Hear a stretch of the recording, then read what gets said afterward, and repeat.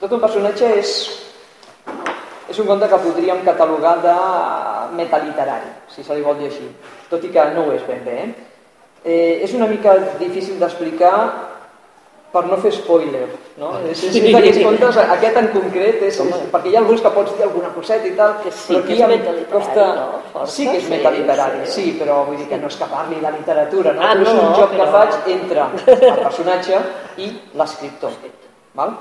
Per situar-nos, imagineu que esteu escrivint una història, que teniu una idea al cap d'allò que passarà, però, com moltes vegades succeeix quan esteu escrivint una història, a mesura que vas escrivint ets conscient que el pensament ha anat molt més ràpid de la suposada història i quan et poses a plasmar-la damunt del paper o de la pantalla, si estàs escrivint amb el portàtil, quan l'estàs convertint ja en paraules t'adones que no acaba de funcionar.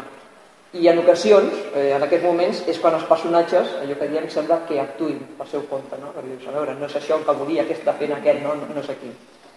I de fet, potser no és tant que actuïn per ells mateixos, sinó que saben per què els has creat i es posen a fer la feina, conduir la història que tu prèviament havies pensat.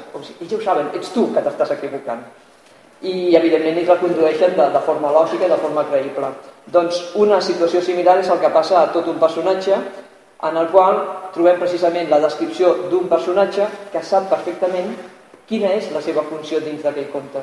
El que passa és que l'escriptor potser no ho té tan clar i hi ha, diguem-ne, una petita pugna entre ells.